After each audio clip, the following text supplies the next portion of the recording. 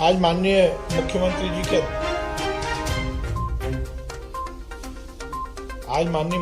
जी की अध्यक्षता में कैबिनेट की बैठक संपन्न हुई। माननीय मुख्यमंत्री जी ने निर्देशित किया है, माननीय प्रधानमंत्री जी का जन्मदिन 17 सितंबर को है। 17 सितंबर से और 31 अक्टूबर तक मध्य प्रदेश में समग्र रूप से हितग्राहियों को चयनित कर केंद्र सरकार और राज्य सरकार की जो फ्लैगशिप स्कीम्स हैं उनका लाभ नीचे तक हितग्राहियों को पहुंचाया जाएगा। ये अपने आप में सरकार का उन योजनाओं से प्रत्येक हितग्राही को जोड़ने का एक समग्र अभियान होगा और इस अभियान की पूरी रूपरेखा बनाने के लिए आज कैबिनेट बैठक में सभी कलेक्टर्स को और सभी विभागों के एसीएस और पीएस को भी शामिल किया गया था। ये निश्चित किया गया है कि 17 सितंबर जो माननीय यशस्वी प्रधानमंत्री नरेंद्र मोदी जी का जन्म दिवस है, उससे 31 अक्टूबर तक सभी योजनाओं के हितग्राहियों को चयनित किया जाएगा। इसकी जो कार्य योजना बनी है उसमें 2 चरणों में पंचायत स्तर पर शिविर लगेंगे। प्रथम चरण में जो तात्कालिक रूप से हितग्राही को लाभ दिया जा सकता है उनको लाभ दिया जाएगा और यदि किसी की आवेदन के बाद किसी प्रक्रिया के तहत उसको लाभ दिया जाएगा तो उसी स्थल पर द्वितीय चरण का भी शिविर लगेगा और उसमें ये सुनिश्चित किया जाएगा कि उसके आवेदन का निराकरण किया जाए।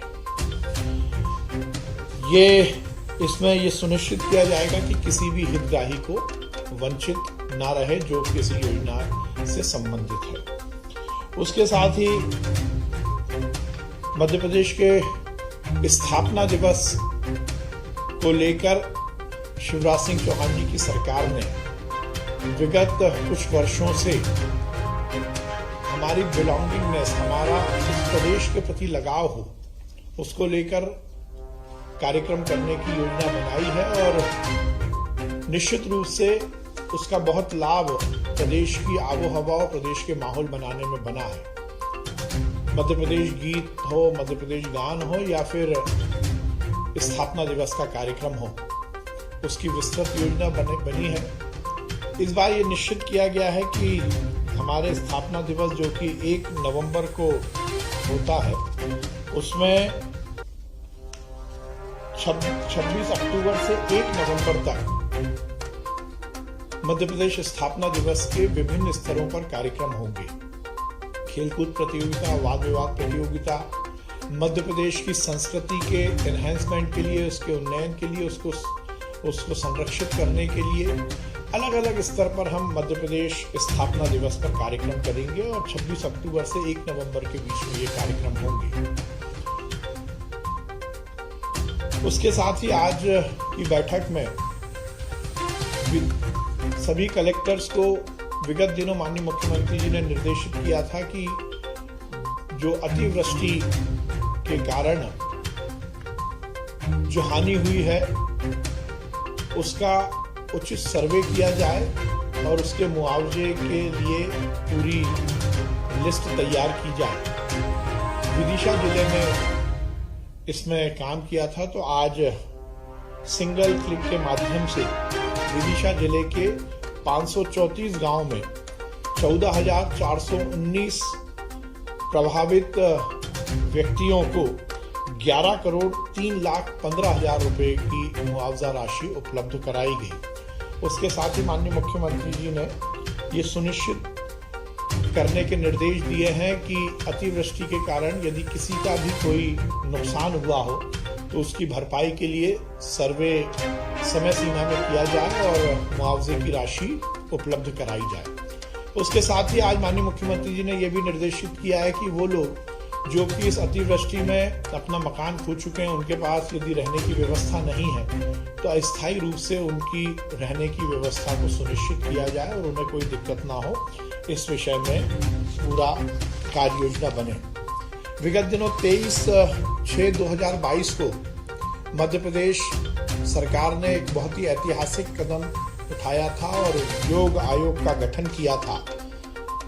निश्चित रूप से प्रधानमंत्री जी का ये सपना है और योग आयोग के माध्यम से हम योग को नीचे तक पहुंचाने के मंतव्य के साथ कार्य शुरू करने वाले हैं। आज उस योग आयोग के गठन के अनुसमर्थन भी इस कैबिनेट की बैठक में किया गया। उसके साथ ही मध्य प्रदेश निजी विश्वविद्यालय संशोधन विधेयक 2022 के माध्यम से आज 7 यूनिवर्सिटीज को कैबिनेट की मंजूरी मिली है। प्रेस्टीज विश्वविद्यालय इंदौर, टाइम्स विश्वविद्यालय भोपाल, डॉक्टर प्रीति ग्लोबल विश्वविद्यालय शिवपुरी, LNCT विद्यापीठ विश्वविद्यालय इंदौर, अमलतास विश्वविद्यालय देवास, आर्यावर्त विश्वविद्यालय सीहोर एवं विक्रांत विश्वविद्यालय ग्वालियर। हम सबके लिए बहुत प्रसन्नता की बात है कि हमारे युवा खिलाड़ी, बैडमिंटन खिलाड़ी प्रियांशु राजावत ने थॉमस कप में स्वर्ण पदक जीता है।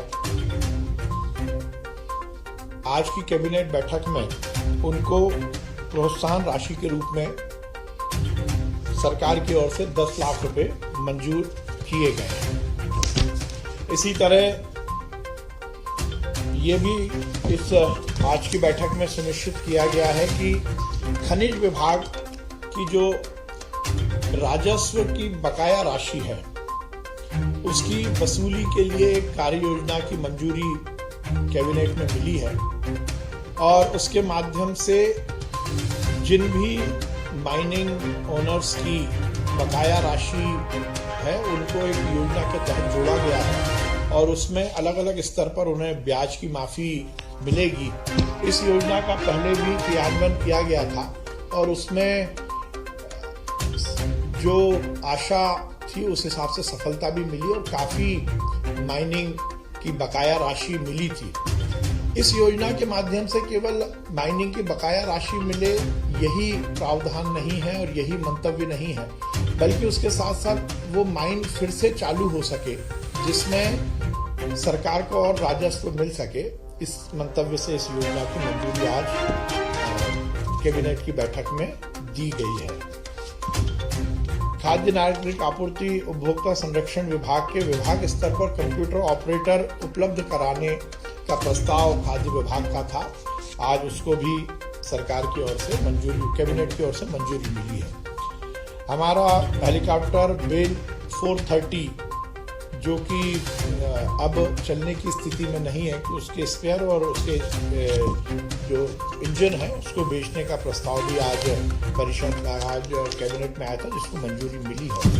इस तरह से आज की कैबिनेट में ये मुख्य मुद्दे माननीय मुख्यमंत्री की अध्यक्षता में उसका निर्णय लिया गया।